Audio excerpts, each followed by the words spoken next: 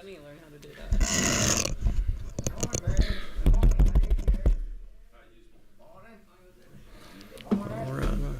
All right, they come. A lot of people coming in. So good to see you. There's Matt. What do you say, Brother Smith? How's my Persian buddy doing? Good, bud. Hey, Morning, John. trees down. We got trees I down. saw your Facebook. I'll come over here and see the prettiest lady in this damn place. Hello, darling. How are you? You had a good weekend? I did you? Did you celebrate St. Patrick's I Day? played golf on Friday and Saturday. Okay, so I that's a ain't great played weekend. golf for 2 days since back in the fall.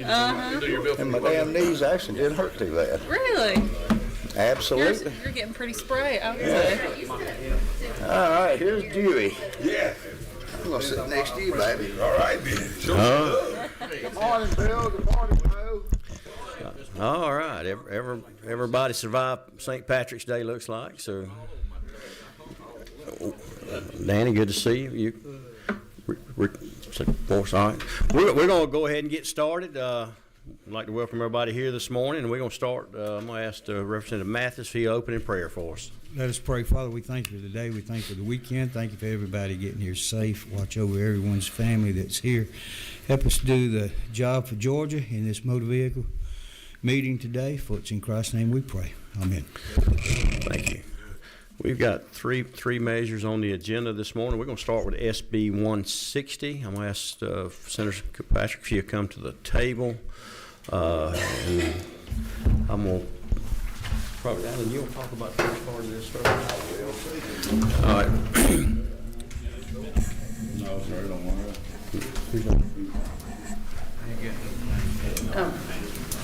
Shannon, do you have an extra? Everyone, both Brian's out here.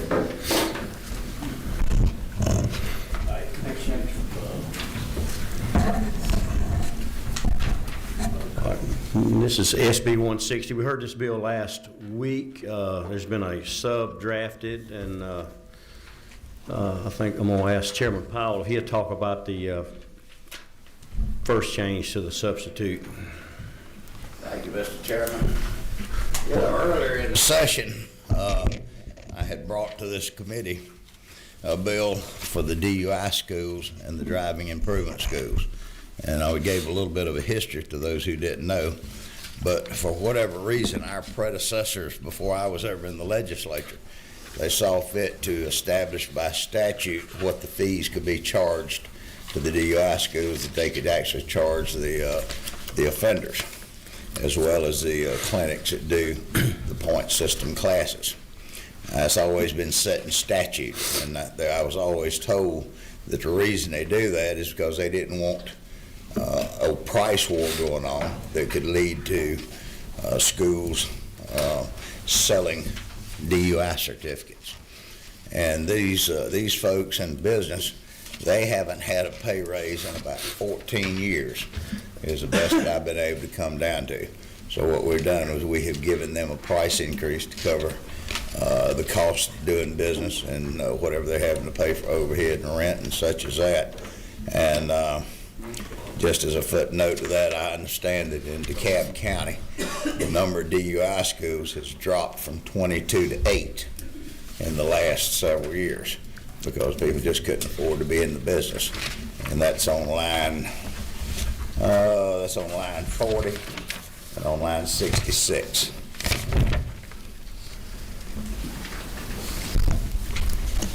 Okay, does anybody have any questions on that part of the bill?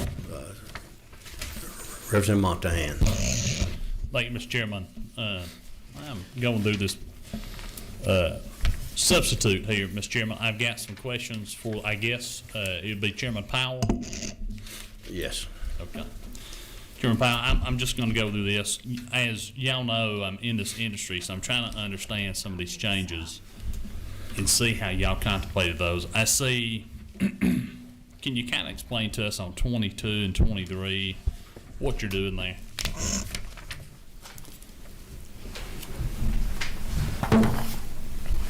Well, that's not my part of the bill, but just as a written consent is required, it allows them to do electronic transfers of licensing information. So that part would have to do with the needs assessment of the DUI program. So when these, and let me give some information for the committee. So in our schools, there's basically two parts. There's a needs assessment and there's an intervention component. The needs assessment right now is typically transferred either through paper, by fax, or email, or in some way to a counselor. That could be somebody who, does clinical evaluations or addiction treatment. But this is adding this electronic consent. I know that the folks who do this and provide the software, and that's a selection that's made by the Department of Driver Services, have indicated that there may be some fees for that in the past. But that's not limited, as you said. I think our predecessors have done in the past, where they have limited those fees so the providers aren't feed to death as part of these programs. Can you give some insight as to why that restriction wasn't put there on those transfers? No, I can't. Thank you, Mr. Chairman. If I may, Mr. Chairman, I have more questions. Yeah, a couple more. Thank you. I also see that we're limiting those clinical evaluators to only those with training in alcohol and drug abuse evaluation or assessment. So what we're saying is that a provider cannot provide these clinical evals unless they have sufficient training in alcohol and drug abuse evaluation. I would imagine that somebody who goes through, who's going to one of our schools, is a licensed, maybe an LPC, LCSW, would have some of that training. But can you define who we're excluding here by that language? And that's on lines 58 and 59.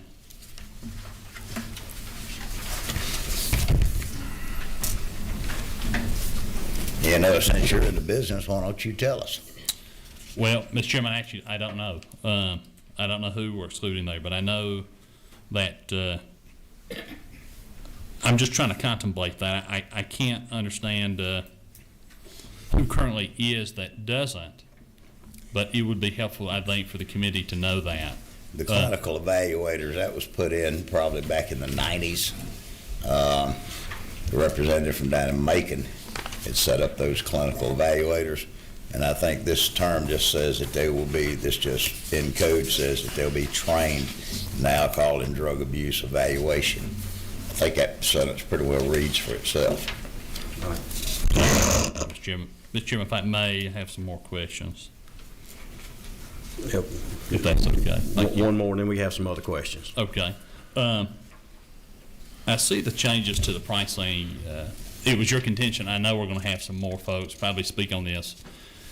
You had said, I think, in DeKalb County that the number of schools had gone down from 28 to 8. Is that correct? It's my understanding. And further question to that point, Mr. Chairman, and that is, I think the crux of my position is, as I've talked to, many school owners throughout the state, they're having issues holding class right now. And I think the point of this for the committee is that most of these, after they changed, I think it was House Bill 181 in 2015, most violations that would have resulted in a DUI course being required were removed. And that was the criminal justice reform bill. And so most of these rural schools are really having problems holding these courses. And so I would just, contend here that, while you can raise some of these prices, I fear that you're not actually solving that issue where these schools don't have enough volume due to a litany of different issues, not only 181 in 2015, I think it was 2015, but also because of the way that we're handling these. I think that if I'm a school owner in rural Georgia and I've only got 3 or 4 students and I have to have 5 students to hold class, this just ends up with me refunding more money to the customer. It doesn't actually benefit those rural customers. So I would ask that, Mr. Chairman, if we have a moment, I'd like to talk to some of the folks about this language, about how this interplays with our criminal justice system and others, and get a real solution. for the entire industry. Thank you, All Mr. right, Chairman. all right. We do I have might respond to that. absolutely. You know, most of this is trying to give you folks who are in the business a pay increase that y'all hadn't had in years. Now, we all know that the DUI, most of us know that the DUI schools, it requires I believe it's 5 people to be there since they're supposed to be interacting. After criminal justice reform, what wound up happening, a lot of the judges, and we know this is commonplace, and a lot of the judges aren't going to admit to this, but somebody gets a DUI. In a lot of cases, the judges are downplaying those to reckless driving under the condition they're still taking this DUI course. The DUI course was established to try to change the conduct of offenders. I don't look at it as an unnecessary fee, but if what you're saying is that if its system's not working, then I'd certainly recommend that you would drop your bill in to do away with the DUI schools in the entirety and let the courts do what they're going to do. But if you want these if you want the DUIs to continue the way they're going or the way they have gone, I don't think you have as many DUIs today because a lot of them are changing their habits, so to say. But that's, quite frankly, on the face of this, it's just moving it forward to try to give these schools a bump in what they're charging. I know that I've talked to several of them, and they've said that rent's gone up. We've got a member of the House that runs one of these, not the DUI school, but the driver improvement courses, the point system courses. And during the hurricane this year, he lost his building. So he's having to build a building, find a new location. And, you know, over the last 14 years with the inflationary spiral over the years, didn't just start, but it's been there, and they haven't had any type of a pay raise, and that's what and they've asked for this. All right. Number 16. Thank you, Mr. Chairman. This is, we started out with Senate Bill 160, and now you guys have added all these fees in here, which is from a previous bill that came out of the committee. And we're also now hearing that the volume of those schools are not even on the uptick. And we're hearing that you all are increasing the fees just to help the schools. So I think we need to vet this bill a little bit more. Thank you, Mr. Chairman. All right, number 24. Move on to the rest of the bill. All right, thank you, Mr. Chairman. And I think this goes to Chairman Powell. That is, you have said that, you know, of course, look, I think everybody's seen, you know, these inflationary prices and this inflation that's come up. And obviously, I'm cognizant of that in my own business. My question would be, what would the fee be? I know this fee was changed in 2015, 2014 to the $360 that it is today from $292. Do we know what the inflationary increase would be between then and now? If we were just to set it based on inflation? From what years was that now? 2014, 2015, I believe, Mr. Chairman. I don't know. I looked at the bill I'm doing for education from 2014 till 2025. It's up about 33%. Thank you, Mr. Chairman. I think for the information of the committee, if we were to do it today and we were to find that inflationary rate, it would be about $440, not $500 that's found in this bill. Thank you, Mr. Chairman. I'm trying to figure it. He said 500 and something? If we were to follow inflation, it would be approximately $440. In this bill, the total cost of the course is about $500. Oh, you're talking about together? Yeah, well, this course is taken together. It's intervention and a assessment component. That's right. You add those two together, that's the entire course. They got to take a assessment, which ends up with a needs summary. That's the assessment portion. The second portion is an intervention. Yeah, I just think, and I'll just say this for the committee. Do I think that a increase is reasonable? I do. I think a lot of these schools need an increase. I think this is too much. When my folks come in and they take my course, the number one thing they tell me is, hey, I don't have the money right now, I can't afford it. And while there is some idea that this is part of that administrative penalty stage of their offense, we also have to balance that with people's ability to actually take the course. And so I would try to strike a fair balance in between those two positions, and I hope that, Mr. Chairman, we can get there and change some of that that's in here. Thank you. If I may, Yes. since we're working through committee action and you seem, since you're in the business, even though you recuse yourself from voting on these bills, I would suggest at this time you could make a motion if you want to change the evaluation assessment component from the $50 increase and or the school itself from the $115 increase. If you want to make an amendment, I would certainly encourage you to do so. All right, number 12. Thank you, Mr. Chairman. Just for clarity, these fees are also on top of court fees. Is that for me? Whoever knows the answer. Yeah, so you pay court fee, I mean, Mr. Chairman, what you want me to?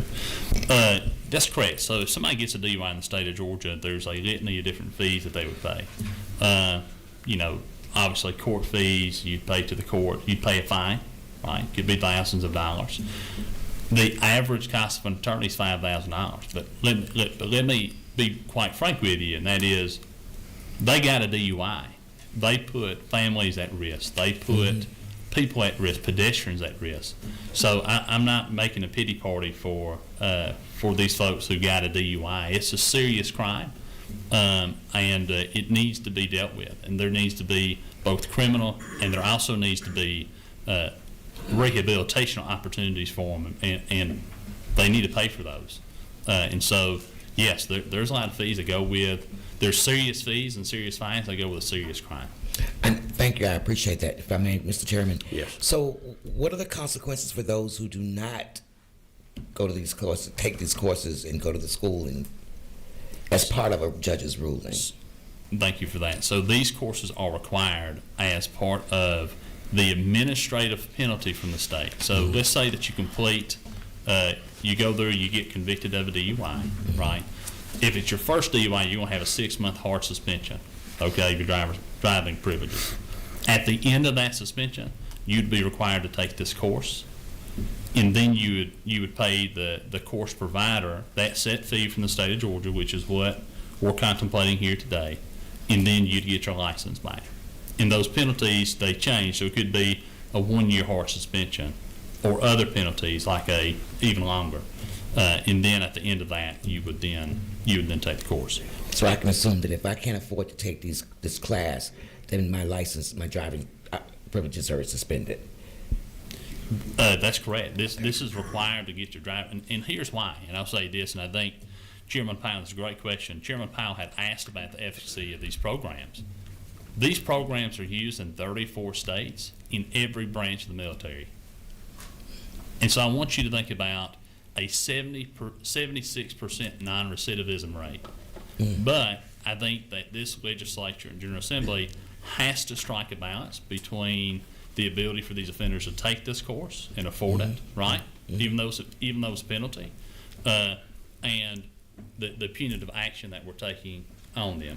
And so there has to be a good balance, because we need people to take these courses in such a way that they're getting that rehabilitation. Thank you. I just think that these fees are too high. Thank you both. I appreciate it. All right, at the proper time when we get there, if you want to make the motion that Chairman Powell mentioned about lowering that fee, I would be amenable to that. But at this time, I'm going to ask Senator Kilpatrick to talk about the changes to the bill we heard last week. Thank you, Mr. Chair.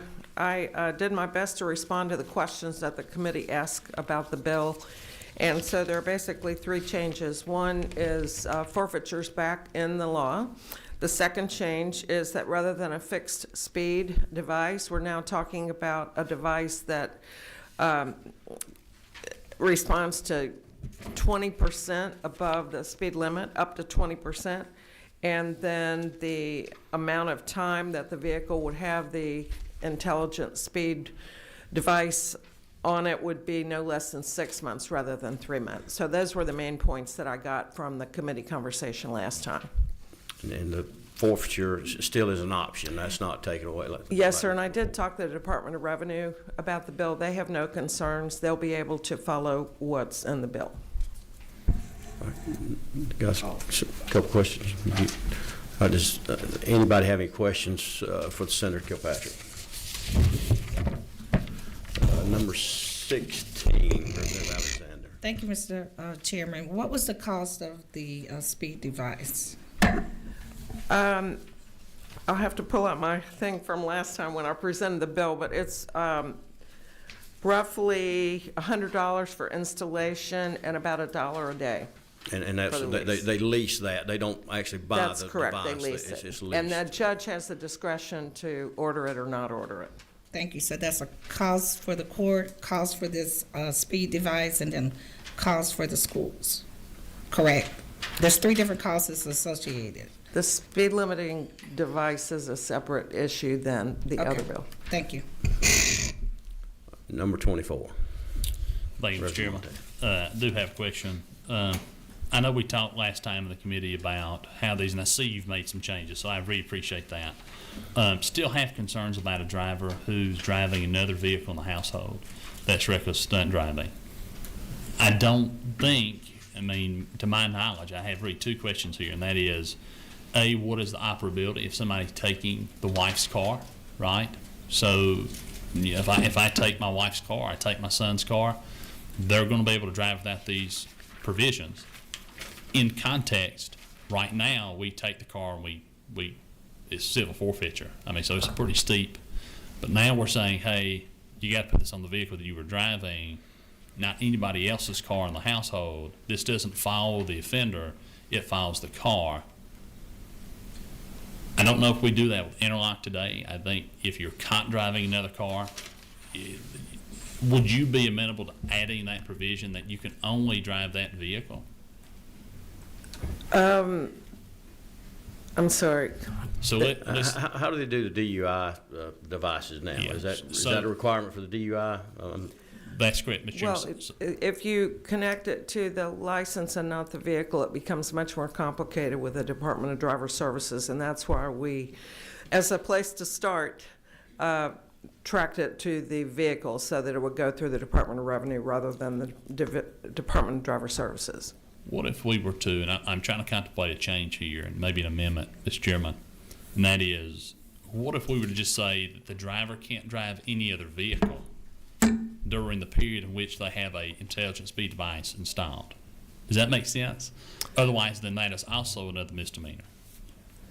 I had not vetted that and talked to all the people I need to talk to. That's be up to the will of the committee, and I need to confer with Ledge Council about whether that is going to create any other problems. But I don't personally object to it. I just don't want to do something that's going to mess up the intent of the bill.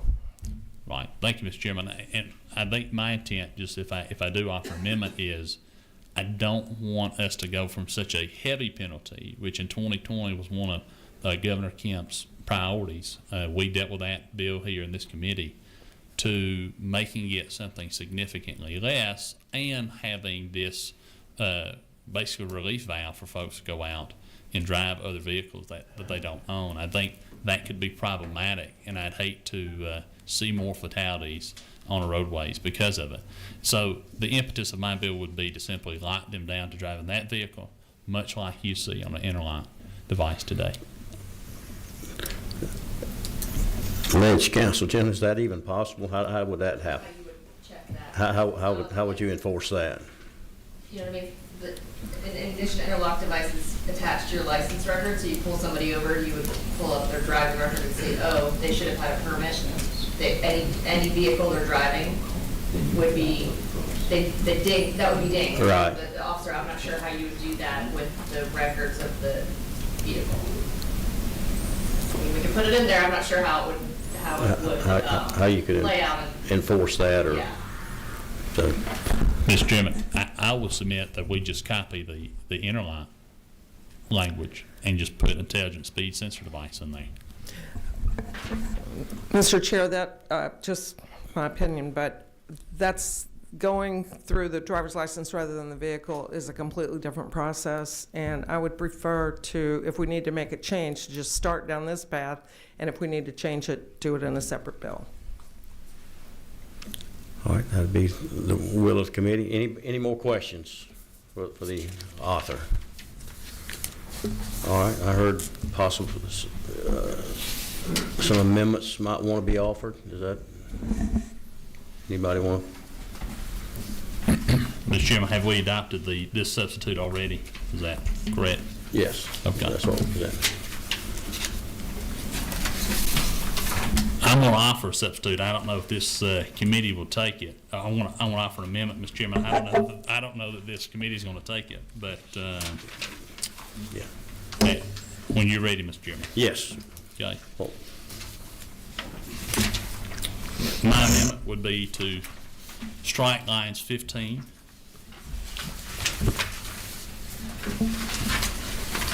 through 71. That'd be, we'll call that Montana Amendment number 1. now you striking 15 through 71? Yes, sir, Mr. Chairman.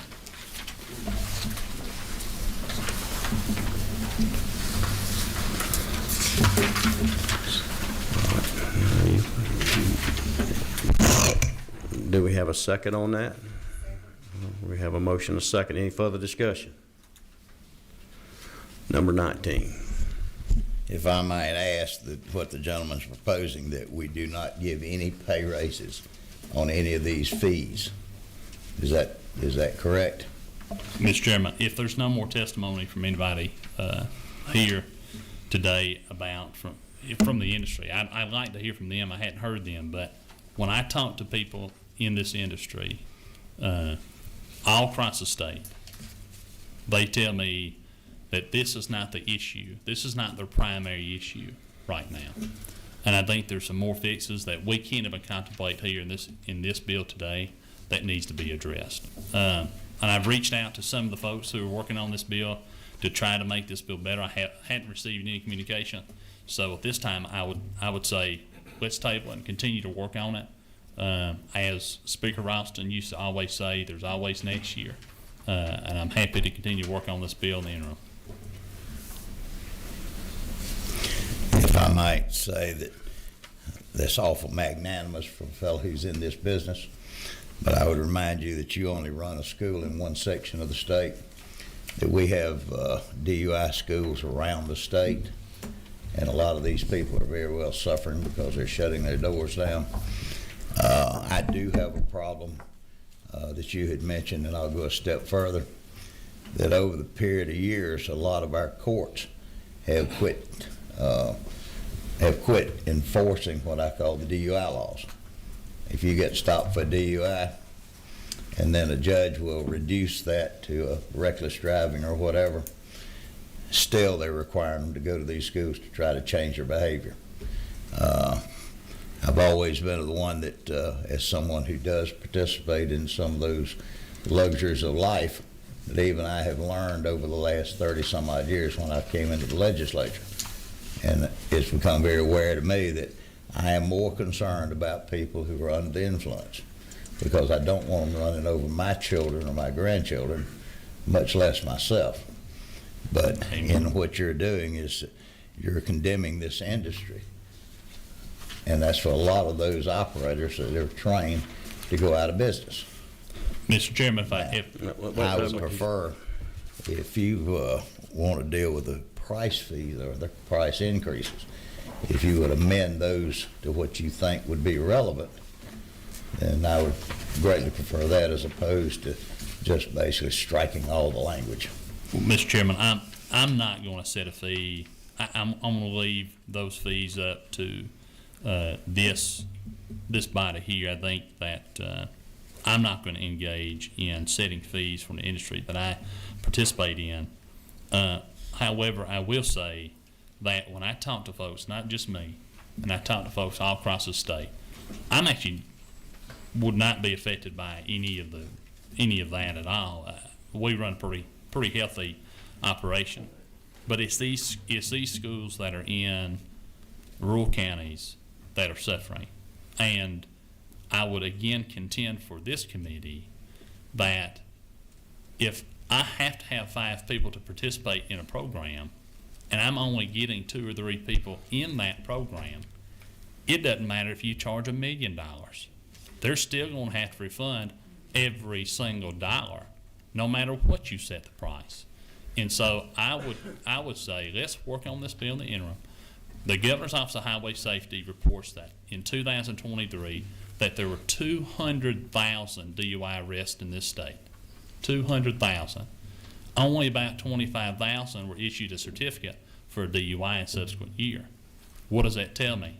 It tells me now that there is some disconnect between how we have written the law and what its real impact is in the state.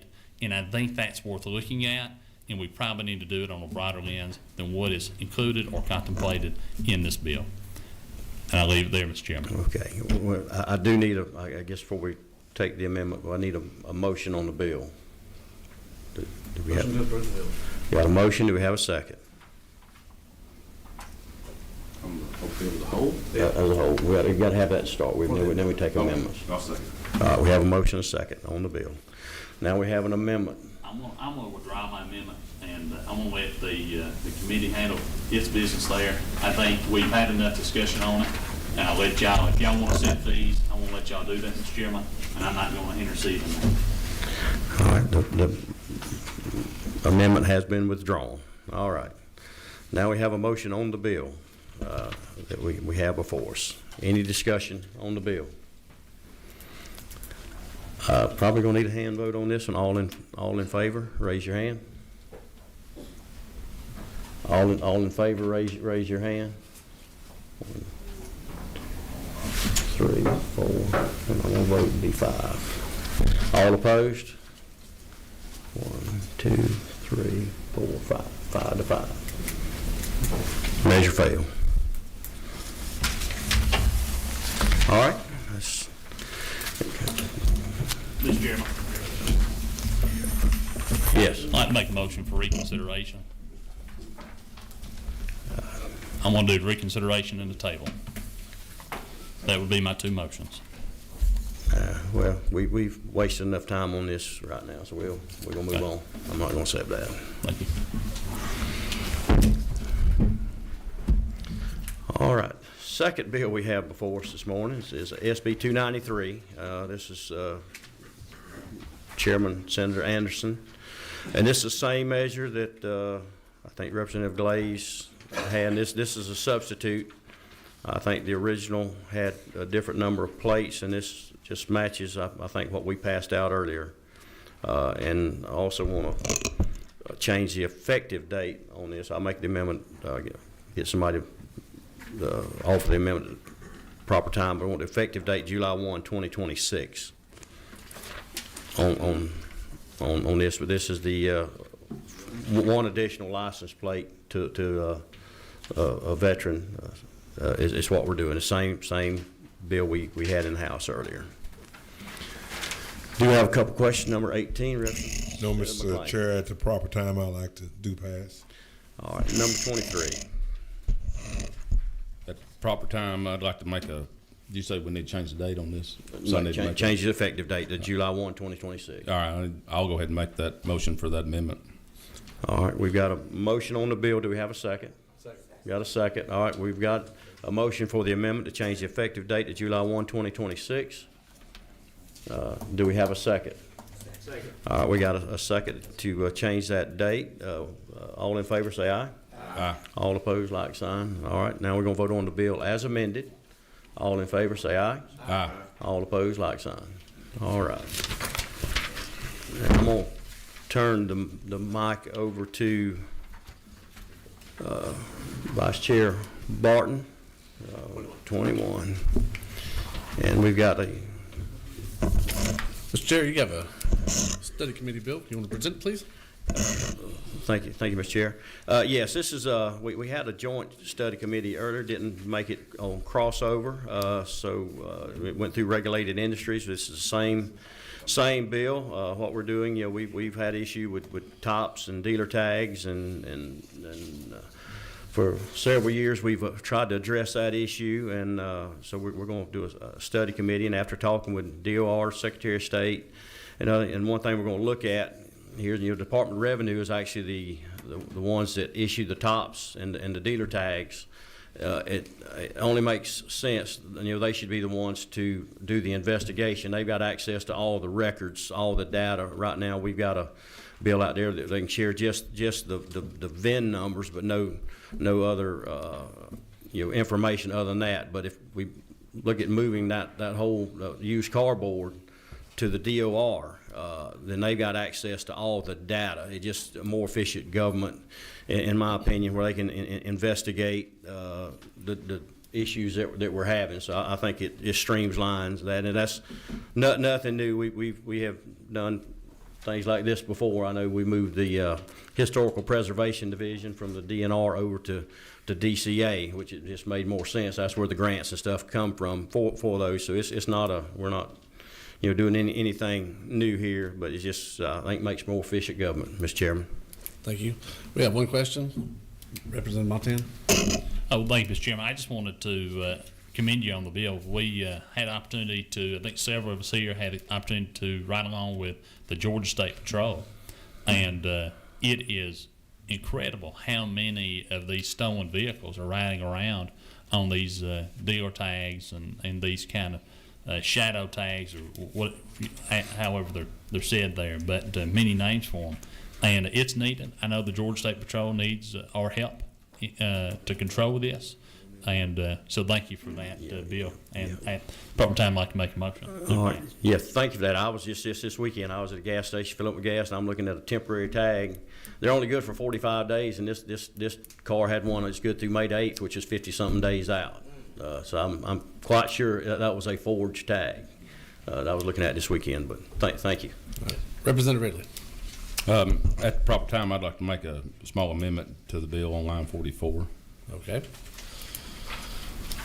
So you're going to do a motion as a whole first and then the amendment? Yeah. All right. Make a motion to pass. I make a motion on the bill to pass. Right. And a second? Second. All those in favor? Take the amendment. Oh, okay.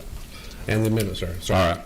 On line 40, well, let's start right here. On line 41, after the word designee at the end, strike the word and.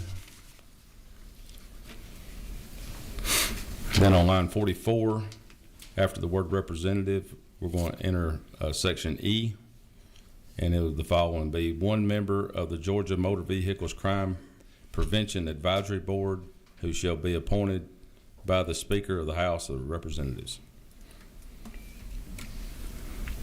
Do I hear a motion? Well, I just like to say I appreciate the friendly amendment that advisory council just got set up, and I think this fit right into what they're trying to accomplish. Second. Is there a second on the amendment? Second. All right. And let's vote as a whole now. All those in favor? We got to vote on the amendment. I'm sorry. All right. So all those in favor for the amendment, say aye. Aye. All right. Motion passes. And motion for the whole bill. Or Make a motion. The bill. it's already done. All right. All those in favor? Aye. You got your motion? All right. With nothing else on the agenda, the meeting is adjourned. Thank everybody for showing up this morning.